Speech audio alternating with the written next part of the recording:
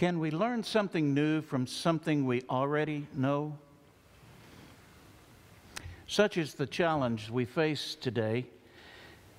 Today's text is one of the best known of Jesus' parables. In fact, it may be the best known, and most of us could probably tell it almost the way Jesus did. We know this parable so well. We call it the parable of the prodigal son. But the son is not about, the story is not about the younger son. Now, the younger son appears to be the lead character, and thus he gets top billing, and we call it the parable of the prodigal son. But in reality, he's not the lead character. He's just the first character that Jesus developed in this story. He's the one who left home to pursue life on his own terms. He's the one who was so insensitive to his father, so self-absorbed, so self-indulgent, so self-centered, that he treats his father harshly. His self-centered nature is seen in the way that he leaves home. He comes to his dad and said, "I don't want to hang around here until you die. I want my cut of the inheritance now." He demanded his inheritance before his father's death. And then he left. But that same self-serving spirit is seen in his decision to return home. Now, we like to say that when this son got into the foreign land and came to himself, we like to talk about that as a time of repentance. But if you'll read it, you'll see that there was no repentance involved at all. He still is just as self-absorbed. He's figured out he'd be better off being a slave to his dad than here in the pigsty. That which drove him was his self-serving nature. His coming home was not the end of the story, although we preachers often preach it that way. His coming home was not even the apex or the climax of the story. It was simply the point at which the story shifted its focus.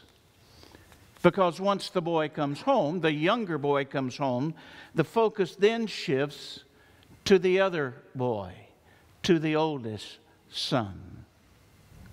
Now, that oldest son, as you remember, was nothing like his self-indulgent younger brother. The oldest boy was responsible and hardworking.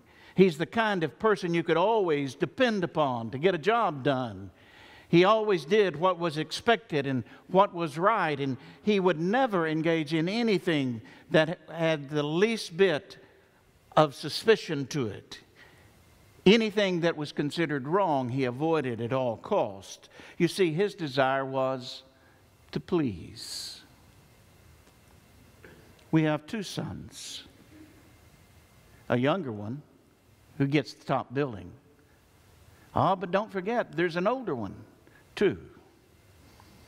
Now, last week when we started our study of this 15th chapter of Luke's Gospel, I said to you that the key to understanding these three stories, the story of the lost sheep, the story of the lost coin, and now the story of the lost boys, the story of the two sons, the key was the first two verses of chapter 15.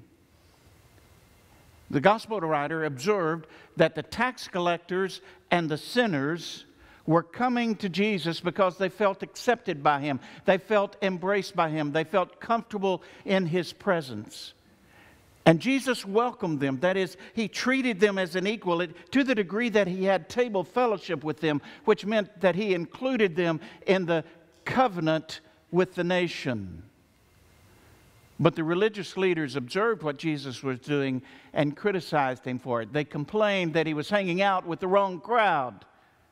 He was violating the social and the religious norms of His day. He wasn't doing what was proper. And so Jesus tells these three stories. The story of the lost sheep, the story of the lost coin, and today the story of the lost boys. He tells the story in order to help his critics understand the heart of God. You see, in today's story, the two sons, that younger son, that son who was so self-absorbed and self-indulgent, represented the tax collectors and the sinners with whom Jesus was hanging out. Like the younger son, these are the people who had turned their back upon God. They had pursued their own ways. They lived on their own terms. They followed their own self-absorbed, self-centered desires and wants. But just as the younger son represented the tax collectors and sinners, the older son represented Jesus' critics, those religious leaders who were complaining that he was hanging out with the wrong kind of folks. You see, they were the ones, like the older brother, who played by the rules. They lived by the law. They were dedicated. They were committed. They were devout. They were obedient. Now, the normal approach to this story is to view the younger son as the one who was lost. Like the lost sheep, like the lost coin, we think about the younger son as being the lost son. But I want to suggest to you today that both sons were lost. You see, to be lost means that you don't understand the heart of God. To be lost means that you don't live in a relationship with God. You don't open your life to the love of God. You live separated from God.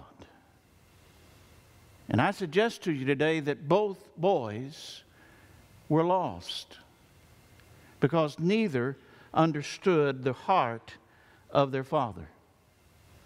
The younger son was lost in a foreign land. The oldest son was lost in his work in the fields. The younger son was lost in his excessive self-indulgence. The older son was lost in his rigid, joyless obedience. The youngest son was lost living in a pigsty in a foreign land. The older son was lost while he was living at home. You see, neither son understood the heart of a father. Listen to how they interact with their father. The younger son, realizing that he's starving to death, that he would be better off as a slave of his dad's, came up with this speech. Father, I've sinned against heaven and against you. I am no longer worthy to be called your son. You see, he believed that he had done something that disqualified himself as a son, that he didn't deserve to be a son any longer. The problem was he didn't understand the heart of a daddy. You see, you can never do anything bad enough or wrong enough to make a daddy to stop loving you.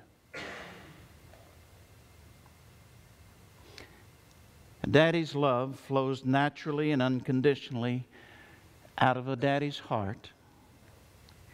It's not because of what a child does. It's not because of what a child doesn't do. It's because it's the nature of a daddy to love his child. The older brother didn't understand any better than the younger brother did. You see, the older son believed that the father's love had to be earned. He worked hard, he was responsible, he was obedient. He tried to do that which he thought would be pleasing to his father. He didn't know his daddy's heart. Because you can never do anything to make a daddy start loving you. Because a daddy's love flows naturally, unconditionally, out of a daddy's heart. Not because of what the child does or does not do, but because of who the daddy is. For you see, in this story, the father represents God. The younger son, the tax collectors and sinners. The older son, the religious leaders. But the father represents God and God's kind of love. And Jesus told this story to try to help his critics come to understand that there is absolutely nothing we can do to make God stop loving us, and there's nothing we can do to get God to start loving us, because it is the nature of God to love.